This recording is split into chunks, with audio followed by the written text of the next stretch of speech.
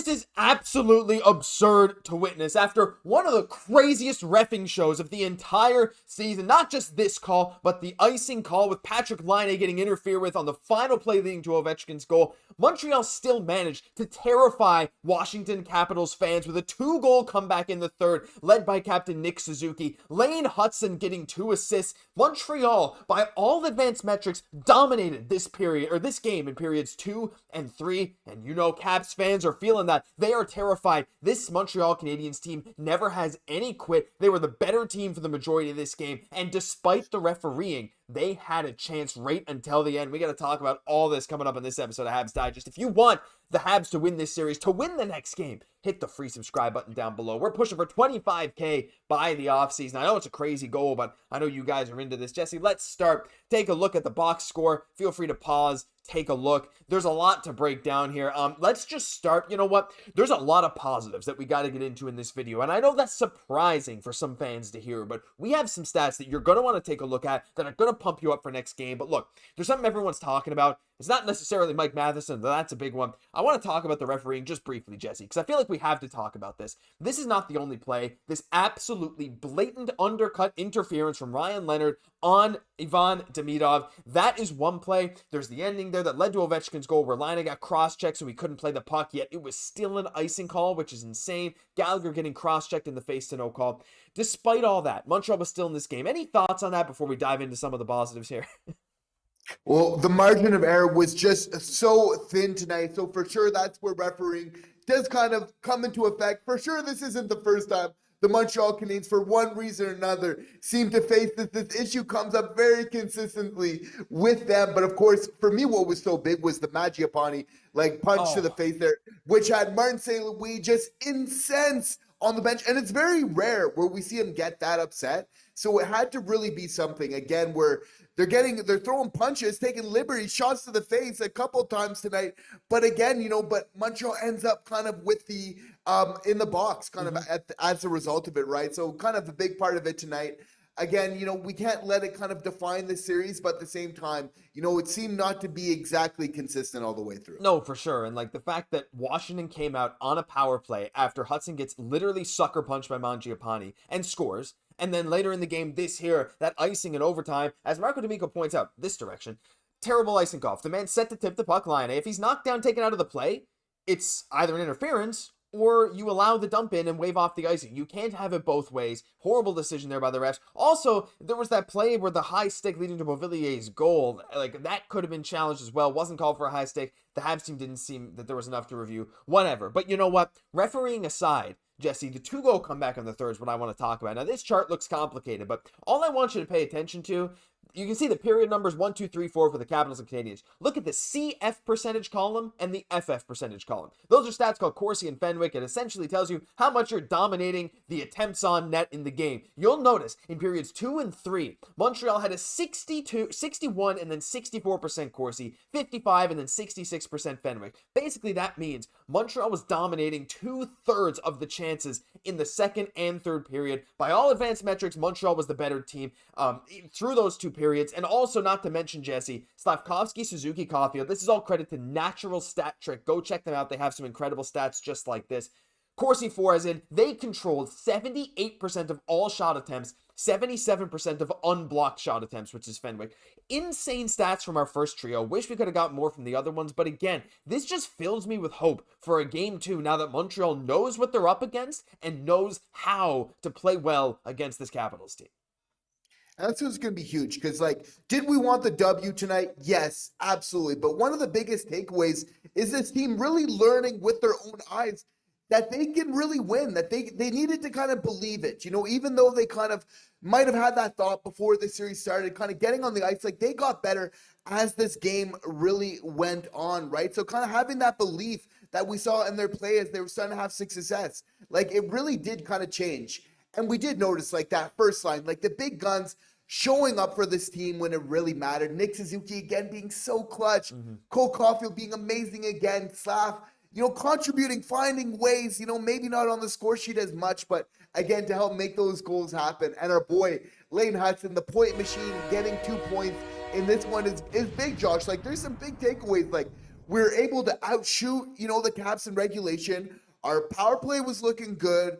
Our first line is just continuing their amazing work. We got Montembeault, who's just being a stalwart for us back there, right? So I think some really solid things to build off here, because we know this is going to be a tight series moving forward. It's going to be very tight, and it's going to be very physical. A lot of people calling for Arber Xhekaj to come in next game. We'll see if that happens. I mean, look, Montreal did look like they were getting bullied a bit in this game, but again, as the game wore on, that seemed to die down a little bit. We'll have to wait and see. But you mentioned Hutson again, Jesse. He is now the sixth youngest defenseman ever with a multi-assist playoff debut. Bill Stewart, Jim Pavese, Luke Hughes, Scott Niedermayer, Ray Bourque are the only ones ahead of him. What a game from him. And if we take a look at the Habs scorecard, it's Carrier, Hutson, and then our top line topping that list, especially on offense. Now, Hutson's individual defense, he missed a couple coverages in front of the net, and it is what it is there. He was on the ice for a couple goals against, but that's exactly what we expected. I did want to pull some attention to the bottom there. Ivan Demidov, Alex Newhook, and Patrick Laine did not have a great game together, although I did think Newhook especially created some chances. Demidov and Laine, again, some, but they did seem to get hemmed in their own zone a little bit more, Jesse. Heading into game 2 here now on Wednesday, do you foresee any line changes specifically with that line? Do we see some guys get some more looks, or just say, hey, look, again, this team controlled 80% of the high danger shot chances in the third. That's the HDCF percent column. Get used to these stats because they're very useful for telling the story of a game. Do you expect any changes with that line or any of the other lines going forward? I don't see where you'd move these guys. I think you just run it back. But again, not the best performance, though. Again, to be fair, this is this trio's third game together.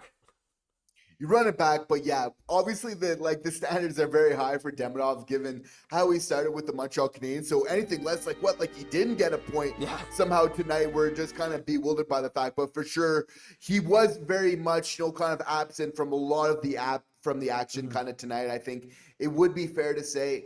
That being said, a player like him, right, he is really the X factor, because as we've been talking about going into this series, there is the Montreal Canadiens before Demidov and after. And even if we're looking at now the Montreal Canadiens with Demidov, even though he did not have his best performance of the year so far, really this team, it changes and with him, and it's hard to kind of get a read of how exactly they can be with Demidov when he's really in full stride, because obviously that's just something that the NHL has not really seen so far this year, right? So I have full faith to really that he's going to get it cooking in this game too, and I think that's going to probably be one of the main things to kind of look to. Absolutely. Look, there's a lot of things we could look to in this game. Again, looking at this game score, you can take a lot of inferences from this.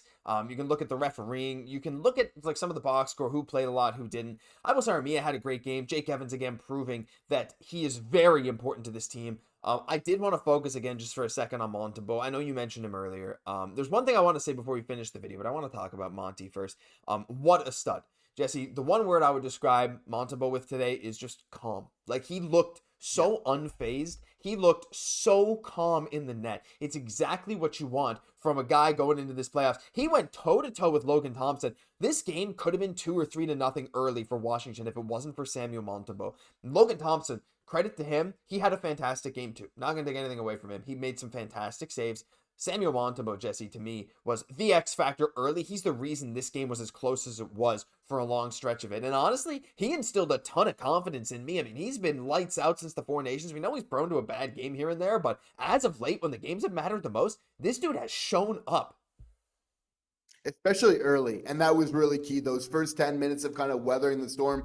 And there was kind of some key moments, right, where we're not kind of making a game of this unless he's really kind of standing tall. So he has been absolutely phenomenal, Josh. But you just have to feel like the Montreal Canadiens have such a puncher's chance in this series here, because it's in that first period, right? Even though the Caps seemed like they had so many chances, you look at the shot ticker after it, and the Caps only had one more shot, than the Montreal Canadiens. And as that game went on, and a lot of the advanced stats show that, the Montreal Canadiens started kind of tipping the ice in their direction there. So you have to feel again, this young team, sometimes seeing is believing, and you really need to experience it to kind of take it to that next level. So a lot of heart, again, to battle in that third period, to find a way to really kind of bring it to overtime there. The boys are going to be looking to finish it off next game. And you know what, Jesse? That brings me to the final point I want to make. There's one word that we've used a lot recently when talking about the Habs, even during the first period when we were talking, even with some of our channel members in our video call: adaptability. this team learns how to play the game as the game goes on. We have a lot of guys who learn so fast, whether it's Demidov, whether it's Hutson, whether it's Suzuki, right? These guys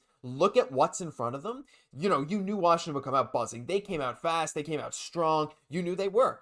And then it settled down. Montreal started to learn. They said, okay, this is how they're playing. Okay, this is how we take advantage of this. And a lot of that credit goes to Marty, not just the players, but Marty and the players, Jesse. Like, again, the high stick that wasn't a high stick. The penalty, even though a Habs player got sucker punched, and the non-call, or the call on the icing when it should have been a non-call. All 3 goals had some kind of iffy things alongside it, yet still Montreal adapted throughout the game and came out better on the other end, Jesse. And again, like you said, that to me is why I'm so hyped going into game 2.